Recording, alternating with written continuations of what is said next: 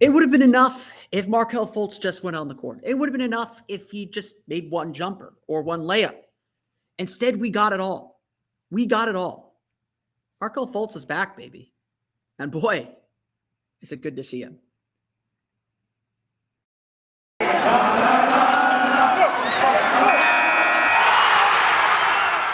You are Locked On Magic, your daily Orlando Magic podcast, part of the Locked On Podcast Network, your team every day.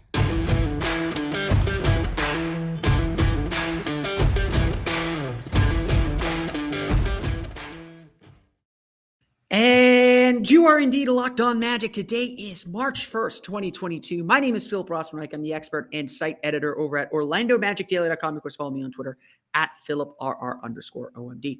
On today's episode of Locked On Magic, Markelle Fultz is back and delivers everything we could have hoped for in his debut game. We'll go through all the highs. There were no lows. They were all highs. They were all great. We'll go through everything that went on in the Orlando Magic's 119-103 victory over the Indiana Pacers, and also the fact that everyone was kind of really good too. We'll get to all that coming up here in just a moment. But before we do that, we want to thank you for making Locked On Magic part of your day every day. No matter when you listen to us, whether it's first thing in the morning, whether it's right when we upload, whether it's at work, on your way home, whenever. We truly appreciate you making Locked On Magic part of your day every day. Remember, there's a lot of great Locked On podcasts out there to cover every team you could think of. The Locked On Podcast Network, it's your team every day. We didn't quite know what to expect from Markelle Fultz. His first game in nearly 14 months after tearing his ACL last January, you have to temper your expectations. And honestly, you still do. I'm going to still preach that. Like, don't expect this to be the norm, but holy cow. It was so good to have Markelle Fultz back on the floor. It was so good just to see him back out there and to see the way the team rallied around him. Everyone on the team arrived to the game Monday night wearing Markelle Fultz jerseys. It's only acceptable time you can wear a jersey. They all really just showed their support, and really the fans were very clearly behind him too. Very clearly, it came through the TV. The Magic Amway Center, especially with how bad the team's been. We haven't talked about the TV ratings thing yet, but we do know that being a team as bad as the Orlando Magic are, support isn't always the greatest inside the Amway Center. Support isn't always at its zenith, but you could really feel through the TV the support that Markelle Fultz got when he stepped into the game. Obviously, the Magic set it up for him. He was supposed to come in during a timeout. They kept him on the sideline, let Cole Anthony foul so he could get that grand entrance. Cole gave him the biggest hug in the world, as he came into the game. Everyone was just so excited to see him. And honestly, like, that would have been enough.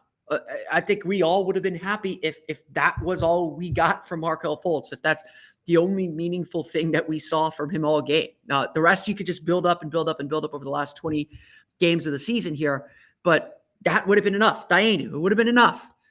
Instead, what we got was Markelle Fultz continually doing things that just remind us how good he can be and why he was so important to that 2020 team that he started for, and why things went so far off the rails when he got hurt last season.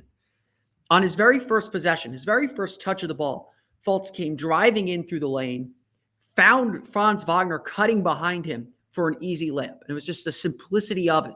As I think it was Mo Bamba put it after the game, Markelle Fultz just has gravity about him. Typically we talk about gravity as shooting gravity, as guys who defenses can't leave open, guys that defenses can't leave on the three-point line. Markelle Fultz has driving gravity. He's able to get downhill and into the lane so easily and with so much speed that the defense has to collapse around him. And Fultz is exceptionally good at finding passers. He's just always playing in control. You talk about guys who can't be sped up. Markelle Fultz looked like he's been playing for months, that this wasn't his first NBA game in 14 months. With the way that he was able to control the pace of the game, the way that he was able to control himself. The way he was able to just control his body, it just looked like in complete control. There was no fear. It's not like he dug his shoulder in and sought contact or anything, but he wasn't afraid of contact. He wasn't afraid to mix it up. He wasn't afraid to go after the ball. And really, those things, less than the points, less than the scoring, less than everything else, those things are the signs that Markelle Fultz is truly back, that Markelle Fultz is truly kind of back into the flow of things and back where he needs to be. And if he could not do all those things, I am certain the Magic would not have cleared him. If those were the final steps, that confidence to just go in and mix it up, then Fultz has passed those steps, and he's obviously maybe further along than you might typically see from a guy who's just coming back from injury. Fultz finished the game with 10 points, 6 assists, 5 for 7 shooting in 16 minutes. It was a truly fantastic and really incredible performance. There were all the elements that we're used to seeing from Fultz, not just that driving ability and that ability to suck the defense in, but also that ability to set up his mid-range game. Yes, he has a mid-range game. His first basket came when he kind of rocked Jalen Smith to sleep and hit a free throw line jumper over him. At the end of the third quarter, he had another step back jumper to beat the third quarter buzzer with about 10 seconds left. So it wasn't quite beating the buzzer, but with 10 seconds left, he had a step back jumper over a defender. That was just incredible. But he also had all those drives and those finishes that we're used to seeing. He had a basket taken away. He lay it. Wendell Carter kind of did cross check to free him up on the screen, but that's okay, whatever. But he had his second basket, I believe, was a kind of whirling layup. He got into the lane, was able to kind of swoop the ball over and hit it over the defense. Again, these are just the things that we came to expect from Markelle Fultz, and you just kind of forget our big aspects of his game. There was a play where he followed one of his baskets. He followed a missed dunk by Mo Bamba, stuck with the play, got the rebound, and laid it up with ease. There was a play where RJ Hampton, his last shot, RJ Hampton shot a jumper, missed it hard off the backboard. The ball kind of landed between a couple Pacers players, and Fultz shot in, grabbed the rebound, and got a free layup out of it. It's those little plays, those little points that matter. And yeah, you didn't see Markelle Fultz take a three. That's still the biggest thing that I hear from people about Markelle Fultz. Yeah, it's a big part of his game that he still has to develop or get more comfortable with. We didn't see, Markelle maybe play a ton with the starters or play a ton. It's just 16 minutes. And it feels like it's only going to build from here. But if this is the baseline, if this is where Markelle Fultz is starting, if this is where his season's going to begin, then, we could get irrationally excited. You could have some irrational confidence. Now, obviously, there's still a long way to go. Now there's some tape on him. Now teams know what to expect a little bit from him. Now teams, are going to kind of key in on him a little bit more. He's good enough to figure it out. He's good enough to know how to get by at, how to stop that. But Markelle Fultz gave Magic fans everything they could have hoped for and more. He gave everyone a whole lot in this, and it was truly magical. This night could not have gone better, and we'll talk more specifically about the game here in a minute, but this night could not have gone better for the Orlando Magic. It could not have been better. Markelle Fultz got the standing ovation he deserved and got the curtain call he deserved too. As he checked out of the game after his final stint in the fourth quarter, he gave Jamal Mosley a humongous hug. Again, just a testament to an appreciation for all the work Fultz put in to get back to this point. It is, while ACL injuries are not the career death sentence they once were, it's still a fairly common recovery, but it's still a really difficult task to get better, to get all the way back from this. It's still really, really hard to do. And Fultz deserves all the credit in the world for the work that he put in to hit the floor and look this good this quickly. It was a fantastic effort. It was a fantastic game from Markelle Fultz. It was a fantastic game from so many guys, but Fultz is obviously the story. He's a guy that everyone is still going to get used to playing with. As Wendell Carter put it, the number one piece of advice that he got about playing with Markelle Fultz is to be ready. Have your hands ready, because Fultz is going to find you. Fultz is a guy that passes people open, that finds ways to get the ball to open players, even if it does not seem like he can. And, again, there's still so much he has to get back into rhythm, back into shape with. That's to build his conditioning. He's obviously only playing 16 minutes right now, but this was such a great beginning. And again, it would have been enough to see him on the floor. It would have been enough to just have him out there, just kind of floating around. It was certainly more than enough to see him make a positive impact on the game and to really affect the Magic's outcome in this one. We'll talk more specifically about the game as the Orlando Magic win 119-103. It took me 10 minutes to say the score to the game. We'll talk a little bit more specifically about how the Magic played, how the Magic pulled out this win, coming up here in just a moment. But first, a quick word from our pals at BetOnline. Football might be over for the season, but basketball is in full steam for both pro and college hoops. From all the latest odds, totals, player performance props to where the next fired coach is going to land, BetOnline.net is the number one spot for all your sports betting needs. BetOnline remains the best spot for all of your sports scores, podcasts, and news this season. And it's not just basketball. BetOnline.net is your source for hockey, boxing, and UFC coverage and information. Head to the website today or use your mobile devices to learn more about the trends and action. BetOnline, where the game starts. We want to thank you again for making Locked On Magic part of your day every day. For your next listen, check out the Locked On Now podcast with nightly recaps of every NBA game with analysis from our local experts. It's free and available wherever you get podcasts. So obviously, Markelle Fultz took up a huge chunk of the information and the storyline of this game. And again, absolutely deserved to. He played a fantastic game, far better than I think any of us could have hoped for. But everyone else played really well too. The Magic defeated the Indiana Pacers 119-103. And again, another win over a team that's kind of at the bottom of the standings. So, we're not out here, waving the flags and saying, oh, we're going to the championship unless you're doing it ironically. But second straight game when the Magic, had some early struggles, really kind of struggled to get themselves going, but found their pace and found their groove throughout the course of the game. Had one really killer defensive quarter. And yeah, against Houston, against Indiana, as long as you keep your offense at a constant drumbeat, one killer defensive quarter is enough. And we're able to set themselves up for a win. The Pacers were killing the Magic with their three-point shots early in the game, but Orlando really settled in. Second half especially, I thought defended really well. They won the third quarter 35-19. That was the difference in the game. Just pure and simple. The Pacers just kind of ran out of the shot making. Orlando did a really good job getting into the paint. Indiana's got a small front court, got smaller after Jalen Smith was ejected from the game for picking up 2 technical fouls. And Orlando just kind of kept pounding and pounding and pounding and pounding and pounding. Again, a lot of credit to Markelle Fultz. Deserves some credit for that. He was able to get to the paint too, but so was Jalen Suggs. So was Wendell Carter. Orlando was able to kind of operate their offense pretty freely. And right now it feels like the Magic are starting to find an offensive moment again, where there's a lot of offensive clarity, where they're starting to play a little bit better. Certainly, I think being at home, having a few practices leading into this one, certainly has helped them kind of reinforce the things that they're trying to do. That's what you expect from young teams. You give them a lot of practice time, you give them a lot of time at home, they're going to look a little surprising. They're going to look a little bit better.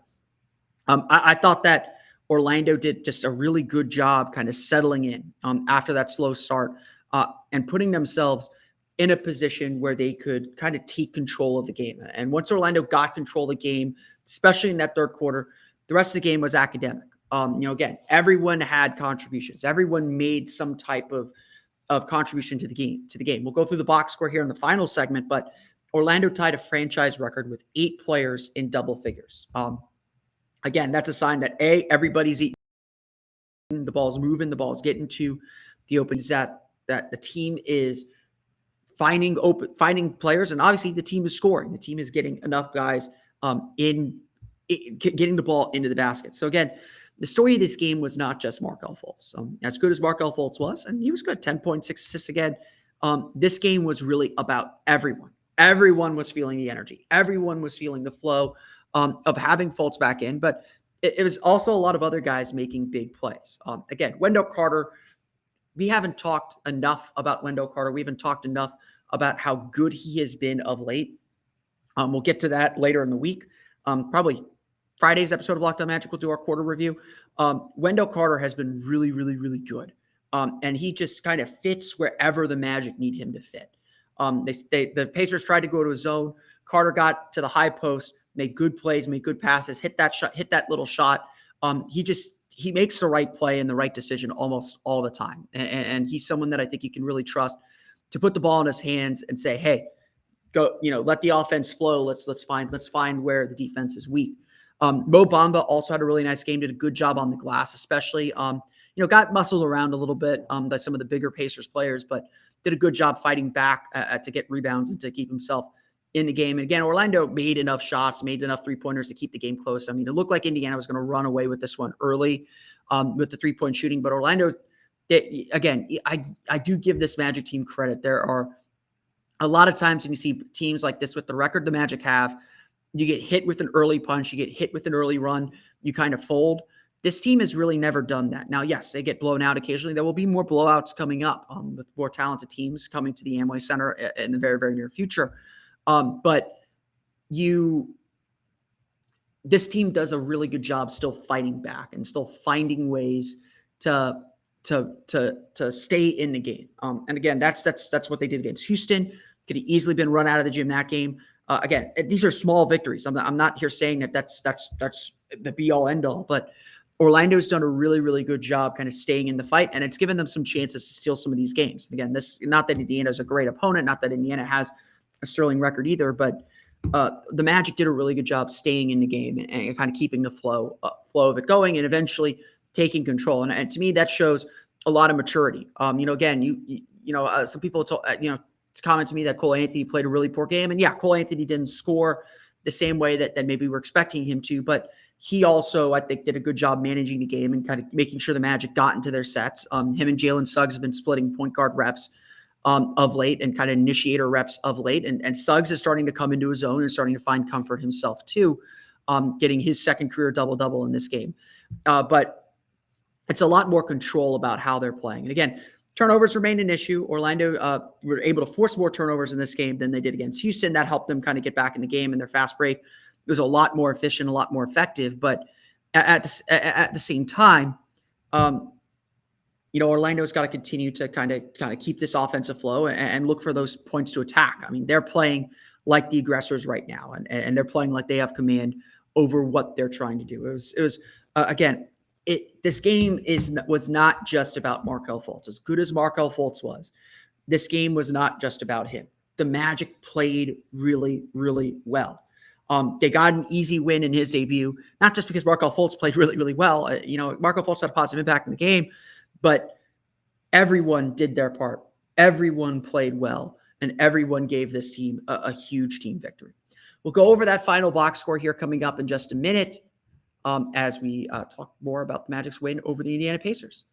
But first, a quick word from our pals at Rock Auto. With the ever-increasing numbers of makes and models, it's now impossible for your local chain auto parts store to stock all the parts you need. So why endure often pointless or seemingly intimidating questioning and wait while the person behind the counter orders the parts on their computer, choosing the only brand their warehouse happens to carry? You have computers with access to rockauto.com at home and in your pocket. So save time and money when using Rock Auto. Rock Auto is a family business serving do-it-yourselfers for more than 20 years, and their prices are reliably low for every customer. Go explore the easy-to-use website today to find the solution to your auto part needs. Go to rockauto.com right now and see all the parts available for your car or truck. Right, Locked On in their How Did You Hear About Us box so they know we sent you. Amazing selection, reliably low prices, all the parts your car will ever need at rockauto.com. Like I said, an impressive win for the Orlando Magic as they defeat the Indiana Pacers 119-103. It was not just about Markelle Fultz. It was really about the whole team. So let's go through the final box score for you real fast to close out today's show. Again, Orlando has 8 players in double figures, tying a franchise record. That's pretty incredible. This year's team, a 15-47 Magic team, is going to be the one that ties that franchise mark. They are led in scoring by Wendell Carter with 21 points, 8 for 10 shooting, 4 for 6 from the foul line, 12 rebounds for him. Like I said, Wendell still had 3 turnovers, 3 of the Magic's 11 turnovers, but he's still, I trust Wendell to make good decisions. When the ball's in his hands, good things usually happen. He just does everything for this team. When his shot's going, when he's confident with his shot, he is just so good. And it's tough for teams to defend him because he can step out and hit that jumper. He's a tough guy. He's willing to take some contact. He's going to set a hard screen. He's going to free up guys. If you go back and look at every big play the Magic had, there's a pretty good chance that Wendell Carter is involved in it somehow, whether it's screening for someone, being just a presence nearby or anything like that. Wendell Carter has quickly kind of established himself as a big team leader. He is someone that, and it's for himself too, but he's someone that gets in everyone's ears. He tells people, He tells people, to be confident. And now that Markelle's back, Markelle is actually the one, Wendell said after the game, Markelle's the one that told him, hey, I'm going to feed you. Go be a beast. Like Markelle was the one kind of feeding him and giving him the confidence he needed to have a big, big moment in this game. Wendell Carter played fantastic in this game, and he's played fantastic over the last several games as well. Franz Wagner with 15 points, 6 for 10 shooting for him. Did a good job cutting, really, you could already see the chemistry building between him and Markelle Fultz.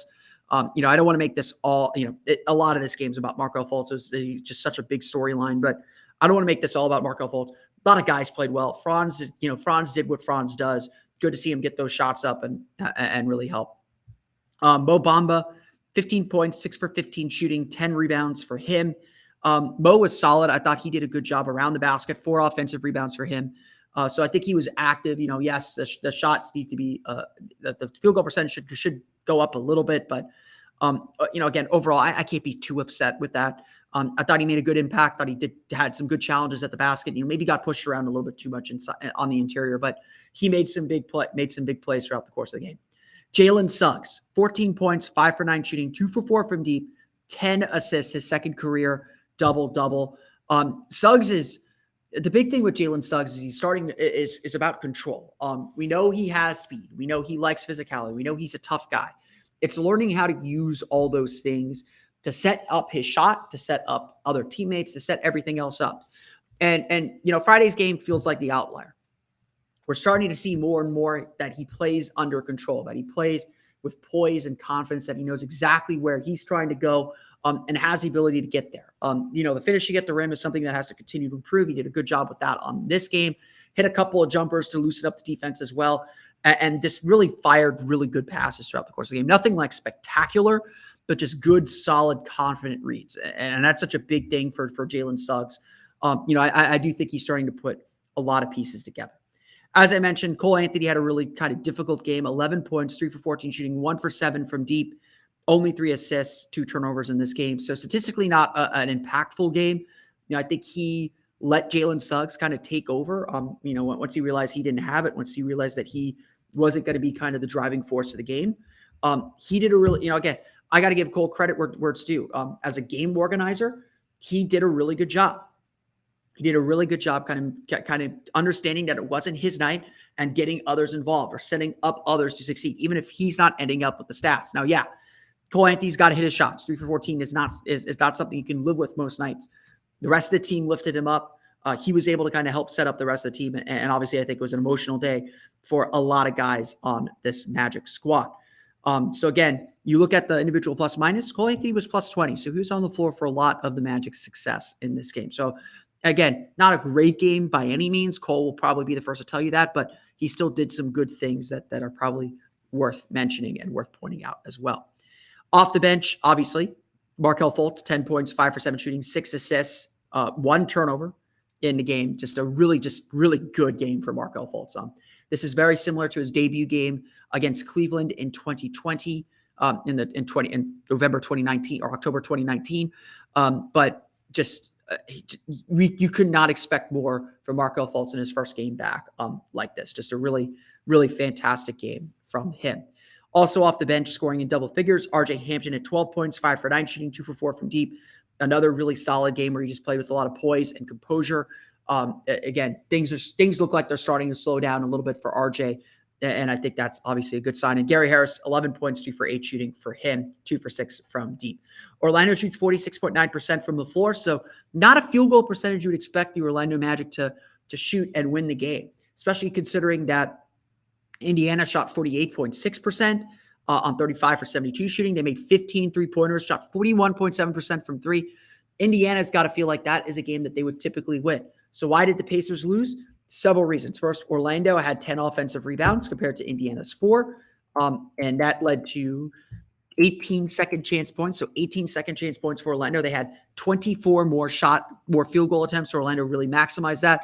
Adding to that, Orlando scored 22 points off 22 Indiana turnovers. They had 9 fast break points in the game, so a little bit below average there, but Orlando really took advantage of the extra possessions, and that's where they really won this game. Tyrese Halliburton had 23 points, Buddy Hield had 18 points to lead the Indiana Pacers.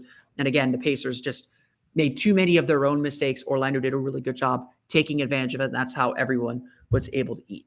The Orlando Magic defeat the Indiana Pacers 119-103. The two teams back in action at the Amway Center on Wednesday to finish off this 2-game set, finish off the season series with the Indiana Pacers. But that's going to do it for me today. I want to thank you all again for listening to today's episode of Locked On Magic. You can, of course, find us on Twitter at Locked On Magic. Subscribe to the podcast and Apple Podcasts, Stitcher, TuneIn, Himalaya, Google Play, Spotify, Odyssey, and all the fun places to download podcasts to your podcast-enabled listening device. You can find me on Twitter at PhilipRR_OMD. And, of course, for the latest on the Orlando Magic, be sure to check out OrlandoMagicDaily.com. You can follow us there on Twitter at OMagicDaily. We want to thank you again for listening to us today. Tomorrow, we will talk a little bit about the Magic in the third quarter and how the Magic have started to kind of find themselves there. We'll also talk a little bit more about RJ Hampton and the growth that he has made of late too. Now go make your second listen Locked On NBA. Locked On experts covering the biggest stories around the NBA every Monday through Friday in less than 30 minutes. It's free and available wherever you get podcasts. I'm sure they'll talk a little bit about Markelle Fultz on today's episode. But that's going to do it for me today. I want to thank you all again for listening to today's episode of Locked On Magic. For Orlando Magic Daily and Locked On Magic, this has been Philip Rossman-Wright. We'll see you all again next time for another episode of Locked On Magic.